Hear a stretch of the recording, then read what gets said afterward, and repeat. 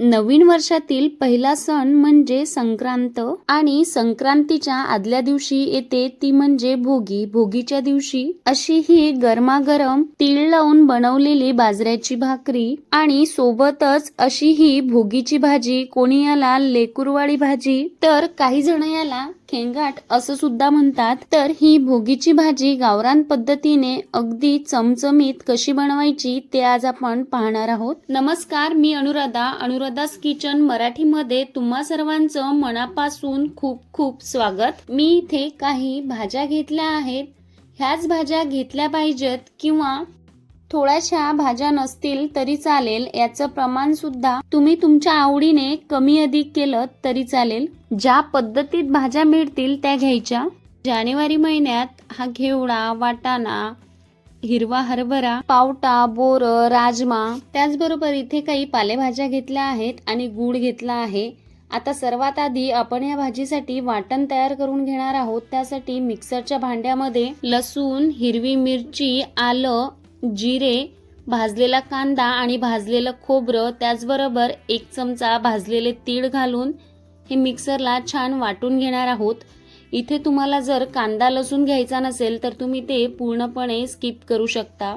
त्याऐवजी तुम्ही इथे शेंगदाणे आणि तिळाचं थोडं प्रमाण वाढून घेऊ शकता, म्हणजे भाजीला छान घट्टसरपणा येईल. आता खोबरं आणि कांद्याचा जो एक्स्ट्राचा जळलेला भाग आहे तो इथे आपल्याला वापरायचा नाही. त्यामध्ये थोडीशी कोथिंबीर घालून हे मिक्सरला छान याचं वाटण तयार करून घेऊ. त्यानंतर घेतलेल्या ज्या फळभाज्या आहेत त्या कट करून घेऊ आणि स्वच्छ धुवून घेऊ. आता गॅसवर कढई ठेवून गरम करून घेतली. त्यामध्ये 1 चमचा तेल टाकून ह्या भाज्या 2 ते 3 मिनिटं छान अशा वाफ घेऊन परतून घेणार आहे.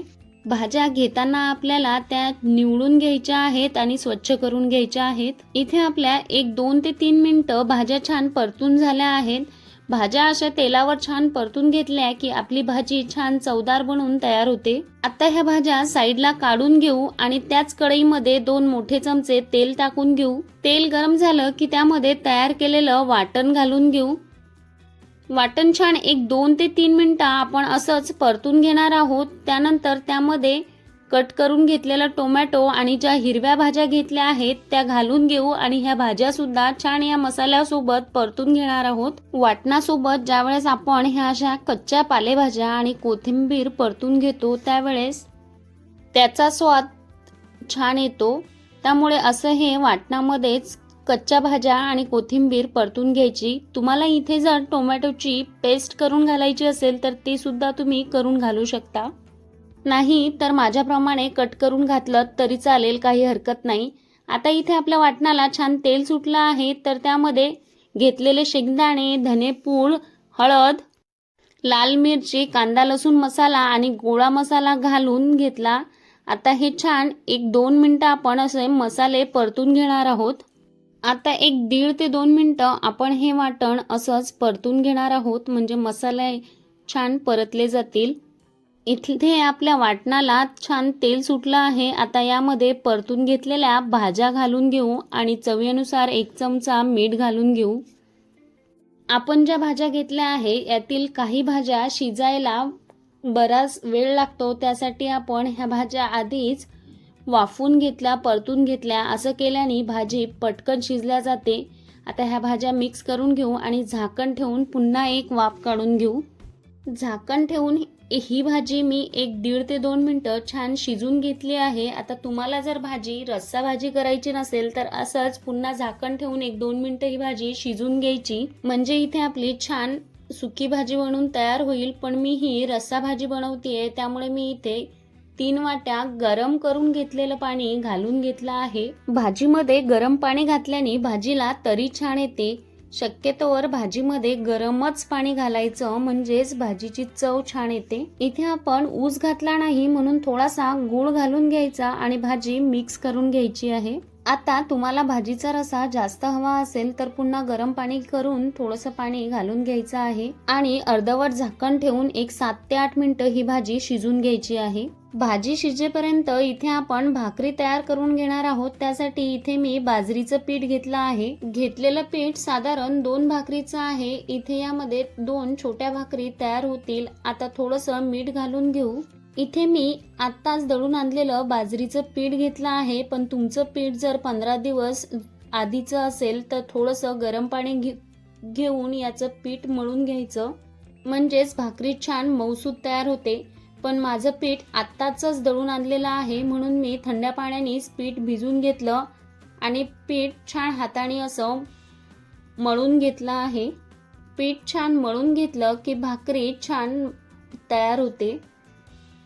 पीठ व्यवस्थित मळलं गेलं की भाकरी थापायला घ्यायची, म्हणजेच भाकरी छान थापल्या जाते, नाहीतर भाकरीला चिरा जातात. असा यातील एक गोळा तयार करून घ्यायचा आणि उरलेलं पीठ साईडला ठेवून द्यायचं. आता आपण ही भाकरी बाजरीच्या पिठावरच थापून घेणार आहोत, म्हणून खाली थोडंसं जास्तीचं बाजरीचं पीठ घालायचं. आता यावर भरपूर असे तीळ लावून घ्यायचे आहेत आणि ही भाकरी थापून घ्यायची आहे. जर भाकरी थापता येत नसेल तर तुम्ही ती लाटून घेतलीत तरी चालेल. जेवढी शक्य होईल तेवढी छान पातळ अशी भाकरी तयार करून घ्यायची. इथे मी अशी छान एवढी पातळ भाकर बनवून तयार केली आहे. आता जी पिठाची बाजू आहे ती अशी वरती आली पाहिजे अशी भाकर तव्यावर टाकून घ्यायची आहे आणि या पिठाच्या वरच्या बाजूला थोडंसं पाणी लावून घ्यायचं. थोडे तीळ सुद्धा लावून घ्यायचे, म्हणजे भाकरीला छान तिळाचा खमंगपणा येतो. पाणी हलकंसं सुकल्यासारखं दिसलं की मग भाकरी आपल्याला पलटून घ्यायची आहे. गॅसची आच मोठीच ठेवली आहे. आता मोठ्याच गॅसवर आपल्याला ही भाकरी छान अशी शेकवून घ्यायची आहे. भाकरी करताना नेहमी शक्यतोवर लोखंडीच तवा वापरावा, म्हणजे भाकरी छान खरपूस बनून तयार होते. कळा छान शेकल्या जाव्यात म्हणून गोल गोल फिरवून ही भाकरी छान शेकवून घेतली. मागच्या साईडने भाकरी छान शेकली गेली की अशी ही उलटी तव्यावर घालून घ्यायची. सुरुवातीपासून शेवटपर्यंत गॅस छान मोठाच ठेवायचा, म्हणजेच भाकरी छान शेकली जाते. बघा, दुसऱ्या बाजूने सुद्धा मी हे असं उलटल्यानंतर उलटण्याने ह्या अशा कळा छान दाबून घ्यायच्या.